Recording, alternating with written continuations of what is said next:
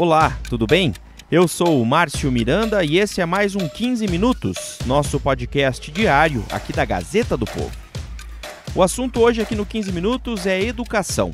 Nós vamos falar sobre o abismo entre as escolas públicas e as particulares revelado pelo PISA, pesquisa internacional que avalia a qualidade da educação. Eu já adianto que durante o episódio você vai ouvir trechos de reportagens da TV Globo e da TV Brasil e também partes de uma entrevista coletiva sobre o assunto que foi concedida pelo ministro da Educação, o Abraham Weintraub, pelo presidente do INEP, o Alexandre Lopes, e também pelo Jânio Endo Macedo, que é secretário de Educação Básica do MEC. Vamos lá então? A educação brasileira vai mal, e não é de hoje, né? Estamos estagnados desde 2009. Estamos com o mesmo desempenho estatisticamente desde 2009, não houve progresso. O último dos indicadores que trouxe à tona essa realidade foi o PISA, Programa Internacional de Avaliação de Estudantes.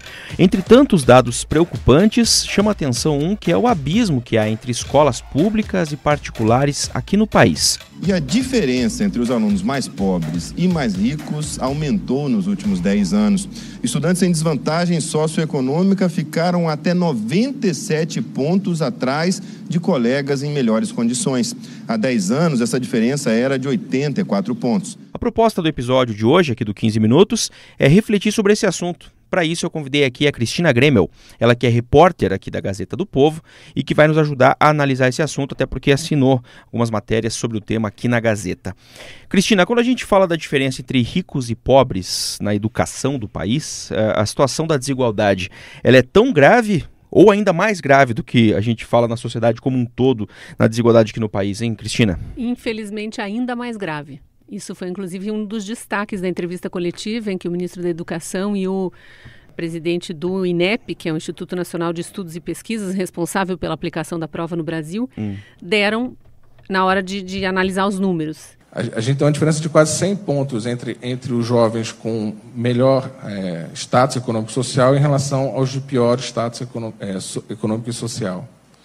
E isso, como eu falei, considerando que 30 pontos na escala do PISA equivale a um ano de escolarização, significa que os jovens mais ricos eles têm, em média, 3 anos a mais de escolaridade do que o jovem mais pobre no Brasil. Quando você faz um recorte, eles não divulgam quais são as escolas participantes por questão de confiabilidade, inclusive faz parte do acordo internacional. Sim. Mas eles têm acesso aos dados e quando eles, segundo eles, quando você analisa separadamente escolas particulares de escolas públicas, o Brasil está muito bem. O Brasil estaria, inclusive, muito melhor do que nações que a gente tem como referência em educação, como a Finlândia, por exemplo. Muito não, mas um pouco melhor. Estaríamos à frente. Escolas particulares brasileiras no todo ficariam em 5º lugar em leitura, junto de Estônia, que foi a primeira nação europeia a pontuar lá no topo do ranking, junto com as chinesas e com Singapura. Junto com as regiões chinesas e Singapura, né? Porque a China precisa explicar isso também. A China ela é dividida em 5 regiões na hora da análise do PISA, que é um país muito grande. Sim. Então, a OCDE, que é quem organiza esse programa, ela não fala em 79 países, mas em 79 economias ou 79 nações. Então, a China tem 5, 3 estavam entre as 5 primeiras. Né? Daí tem China, Singapura, China de novo e depois Estônia. Que é a primeira europeia, né? A primeira europeia, que é uma ex-república soviética lá Sim. no norte da Europa. E aí depois começam a pontuar ali Finlândia, as outras nações que a gente tem como referência, Suécia, Noruega. Quer dizer, a gente nesse quesito de leitura, então, as escolas particulares, ou seja, como eu falei da questão da desigualdade, né? Entre os mais ricos no país, onde estudam crianças com melhores condições econômicas, estaria se comparando a níveis, por exemplo, da Estônia, que está nessa posição tão boa. O presidente do INEP, inclusive, deu um dado estatístico bem alarmante, porque o PISA ele é pontuado, né? A gente tem, eu não sei qual é o número máximo, eles não divulgam, mas a gente tem lá as nações que estão em primeiro lugar em leitura, por exemplo, com 555 pontos. Só lembrando que o Brasil ficou em 57º lugar em leitura entre os 79 avaliados. Foi a melhor posição do Brasil, porque em ciências e matemática nós estamos ainda piores. Em ciências nós estamos na posição 66 e matemática na posição 70 de 79. Bem ruim mesmo. Mas o que acontece quando você vê o recorte das escolas particulares e públicas? A média dos estudantes brasileiros de escola particular avaliados no PISA em 2018 ficou 100 pontos à frente da média dos estudantes de escola pública. E a OCDE diz que a cada 30 pontos você pode considerar um ano escolar. Então, a gente pode dizer que alunos de 15 anos de famílias mais abastadas, mais ricas, conseguem ter uma quantidade de estudos equivalente a 3 anos a mais do que os colegas da mesma idade pobres que estão em escolas públicas. O ensino brasileiro, ele depende, sim, e de uma maneira muito forte, né, um trabalho conjunto entre MEC, estados e municípios. Se nós não tivermos um trabalho conjunto entre secretários municipais, secretários estaduais e um MEC na busca de uma melhor qualidade do nosso ensino, nós não vamos conseguir avançar. Também o PISA mostra, quando a gente olha aqui para dentro do país, né, Cristina, as diferenças regionais aqui no Brasil também em relação aos desempenhos das escolas, né? Muitas. Isso foi um dos destaques também do presidente do INEP, ao esmiuçar a pesquisa, que ele fala que independentemente de ser pública ou privada, o recorte da região sul, Sudeste e Centro-Oeste é muito diferente do Norte e do Nordeste. Sim. E entre essas várias regiões, o Nordeste está sempre atrás. Então, a gente tem a péssima classificação de escolas municipais, e também há a diferença entre escola pública federal, estadual e municipal. Sim. As escolas públicas federais figuram no nível das escolas particulares, um nível que são técnicas, né? Escolas técnicas, mas tem um nível de educação padrão escola particular. No Brasil, estariam entre as melhores do mundo. Mas são a minoria também, as escolas públicas são federais, uma minoria. Né? E aí, de novo, os melhores resultados são obtidos pelas escolas particulares e federais, bem parecidos, 473 as particulares, 469 as escolas federais. Em termos estatísticos, a gente pode dizer que estão empatados, e aí uma grande diferença para as escolas estaduais e municipais. Né? E aquelas que são de responsabilidade de estados e especialmente de municípios, e aí nessas regiões mais carentes que estão para o Norte e Nordeste, a classificação é muito ruim. A gente tem o caso de escolas públicas municipais do Nordeste que figurariam sozinhas como as últimas, aliás, atrás da última colocada, que é Filipinas. A nota dos alunos de escolas públicas municipais do Nordeste fica em último lugar dos 79 analisados. Então é bem díspare, sim, mesmo a realidade brasileira. Quando a gente tem também, isoladamente, escolas particulares da região Centro-Oeste, que foram as que melhor pontuaram no Brasil, situadas em terceiro no ranking mundial. Então estariam, inclusive, à frente de todas as nações europeias. Olha só. Então é mais uma evidência também dessa diferença regional, né? Para reverter os números, o ministro da Educação destacou que o governo vem adotando medidas para melhorar o aprendizado dos estudantes brasileiros. Entre as iniciativas, programas como Educação Conectada, que leva a internet às escolas, e a ampliação do tempo integral nos ensinos fundamental e médio. A gente começa a mudar isso com livro didático, com técnicas diferentes, com métodos diferentes que foram feitos, apresentados, discutidos, e começaremos a implementar isso no Brasil inteiro, via internet, capacitação e treinamento para os professores brasileiros. E onde o governo quer atacar nas políticas da educação para tentar superar essa realidade? O que foi dito pelo ministro Abraham Weintraub e pelo presidente do INEP, enfim, depois da divulgação desses resultados, hein, Cristina? O ministro reforçou na coletiva o que o governo Bolsonaro vem dizendo desde o início, praticamente, desde o começo do ano, assim que assumiu, que não é que vai reduzir o investimento em universidades, mas vai focar o investimento em educação na escola, no ensino inicial, na escola básica.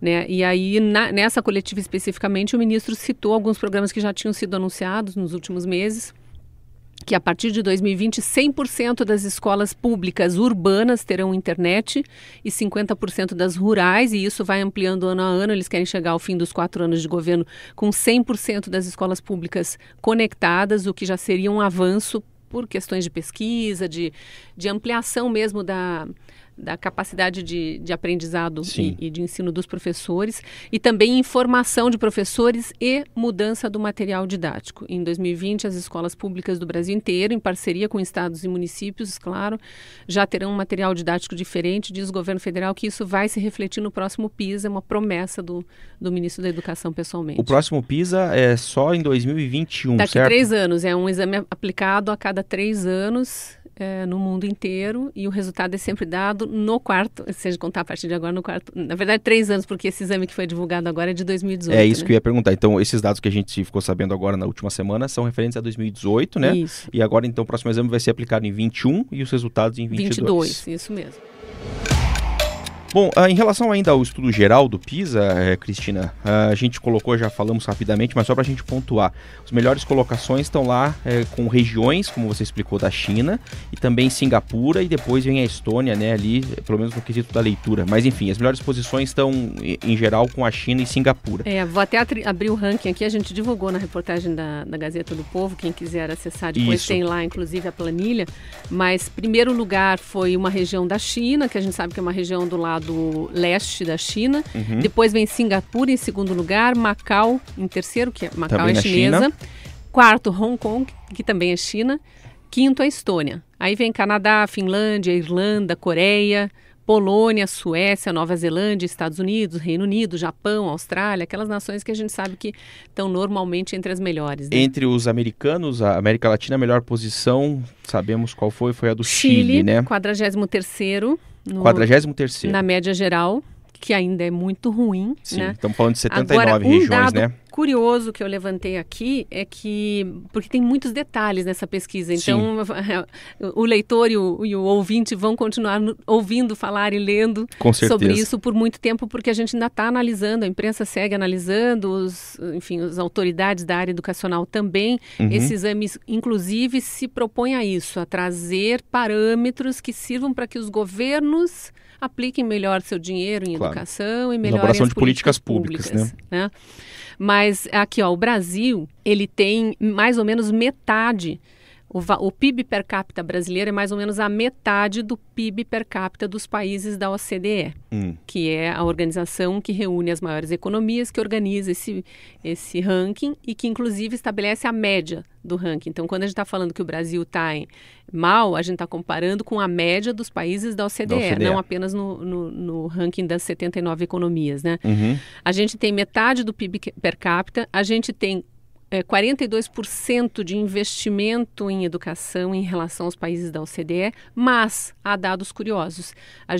Nós, Brasil, investimos o mesmo, mais ou menos o mesmo que México, Colômbia e Uruguai, um pouquinho mais até, e eles saíram na nossa frente na média geral.